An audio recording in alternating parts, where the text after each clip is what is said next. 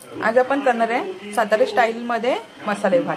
तर त्याच्यासाठी आहे ना आपण 2-3 चमचे सुकं खोबरं घेतलंय, ह्या लसणाच्या पाकळ्या घेतल्या 4-5 आणि हे थोडंसं आलं घेतलंय आणि कोथिंबीर घेतलं। तर हे आपण आहे ना सगळं मिक्सरमध्ये, छोट्या मिक्सरमध्ये आपण सगळं वाटून घेणार आहे। सुकंच वाटायचं आहे आपल्याला। आणि आपल्याला मेन म्हणजे आहे ना हे हा जो आहे ना हा आपला जो वाल असतं, वालाच्या शेंगा, तर त्याचं आपण हे घेतलेले आहेत, बिया घेतलेल्या आहेत। त्याच्यानंतर थोडेसे मटार आहेत जे माझ्याकडे उपलब्ध आहे, ते मी आता घेतलेले आहे। आणि त्याच्यानंतर हा एक बटाटा आहे, तो आपण चांगला धुवून वगैरे त्याच्या साली काढून बारीक करून घेतलेला आहे। त्याच्यानंतर आपल्याला लागणार आहे एक टॅमॅटो घेतला आहे आणि हे 2 कांदे आहेत, तर ते बारीक चिरून घेतलेत। त्याच्यानंतर त्याच्यामध्ये मिरची आणि कढीपत्ता घेतलेला आहे। तर आता हे जे आहे आपण हे मिक्सरमध्ये बारीक वाटून घेऊया।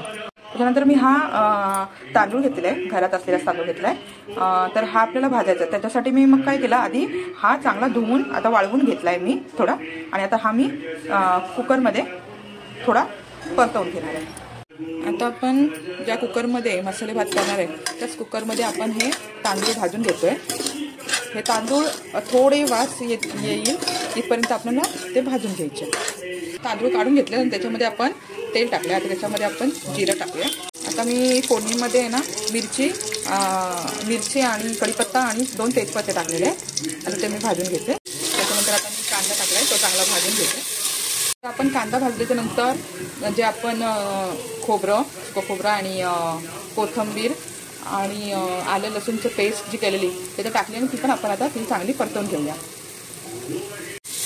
ती पेस्ट आपली चांगली भाजली त्याच्यानंतर आपण जो एक टॅमॅटो कापलेला तो आपण त्याच्यामध्ये परतवून घेऊया। आता टॅमॅटो परतल्याच्या नंतर त्याच्यामध्ये ना आपण चिकन किंवा जो मटन मसाला येतो ना तो 1 चमचा घेतला आहे, पाव चमचा आपण हळद घेतली आहे आणि थोडासा कांदा लसूण मसाला घेतला आहे पाव चमचा। आता हे पण आपण ते चांगलं ढवळून घेऊया। आता याच्यात थोडंसं पाणी टाकून आहे ना आपण चांगली त्याची ग्रेव्ही करून घेऊया। मसाला चांगला शिजला जाईल त्याच्यासाठी आपण थोडंसं याच्यात पाणी ॲड केलं। आता आपण याच्यामध्ये हे बटाटा आणि जे आपण दाणे काढून ठेवले ते ॲड केले। पण चांगलं आता परतून घेऊया आपण। ही रेसिपी जी आहे ती माझी एक ताई आहे साताऱ्याची, तर तिने मला खूप वर्षापूर्वी शिकवली होती।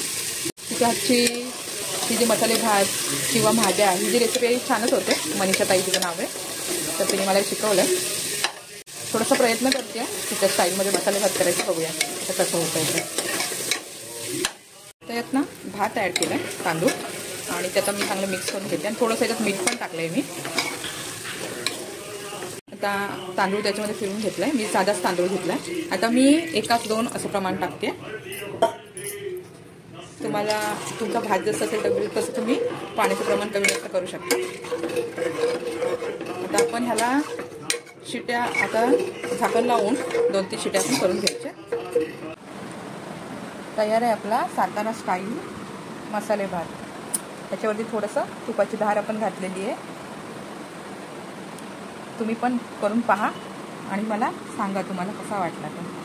थँक्यू, धन्यवाद।